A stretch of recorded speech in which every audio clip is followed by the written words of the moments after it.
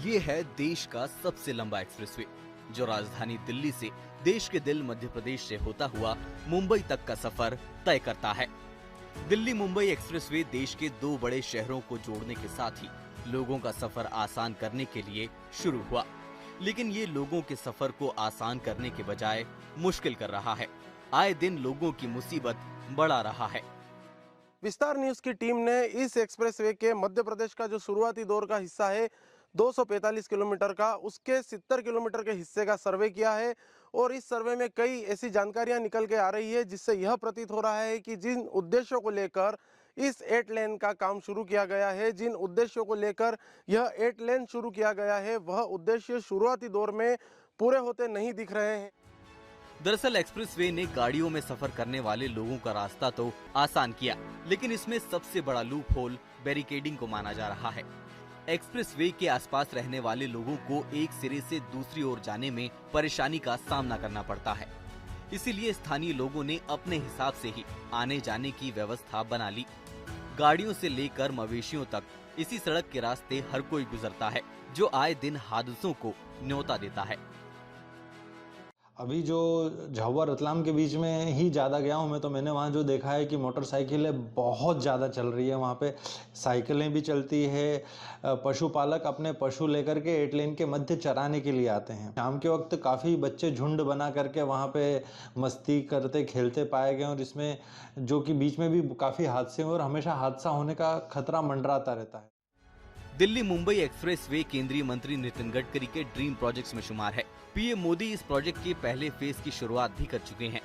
Expressway का मकसद है कि बड़े वाहन और गाड़ियां कम समय में अपना सफर पूरा कर सकें और 2 पहिया वाहन, मवेशी और बैलगाड़ियां एंट्री न ले सके, पर आए दिन ऐसे मामले सामने आ रहे हैं।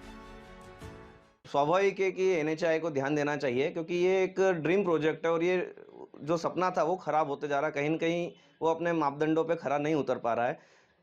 ऑलरेडी ये रोड एनएचआई को हस्तांतरण हो चुका है। उन्होंने टोल शुल्क जो वसूलना वो भी शुरू कर दिया है। अव्वल तो इस एक्सप्रेसवे पर पत्थरबाजी के मामले भी सामने आ रहे हैं। असामाजिक तत्व यहाँ पर आए दिन हमले करते हैं, जिससे गाड़ियों के साथ साथ लोगों को भी नुकसान होता है।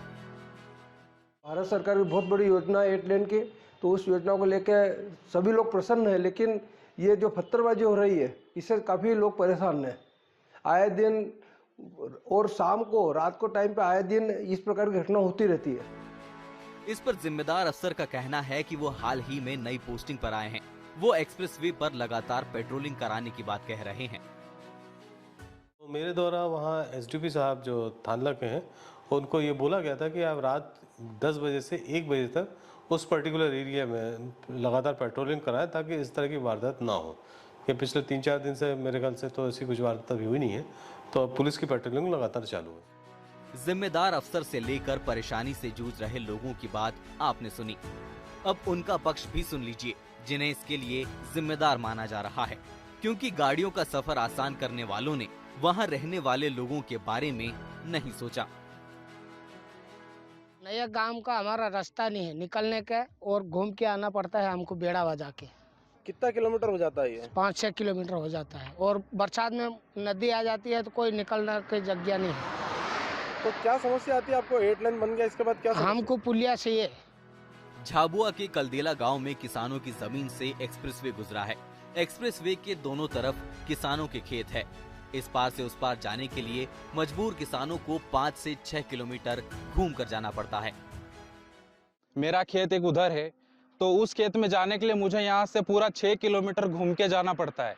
जैसे अभी मेरे यहाँ पे अभी हमने गेहूँ काटे हैं, गेहूँ काट के ले जा के लिए हमको घर ले जाने के लिए यहाँ पे हम पहले सीधे कच्चा रास्ता होता था तो सीधे हम घर चले जाते थे, 1 किलोमीटर पड़ता था। अभी यहाँ से पूरा घुमा के ले जाना पड़ता है, और जब बारिश होती है तो नदियाँ फुल हो जाती है, तो नदियाँ के पार जाने के लिए भी वहाँ पे रास्ता नहीं बना हुआ, तो यहाँ से हम निकल के जाते हैं तो पूरा घूमना पड़ता है।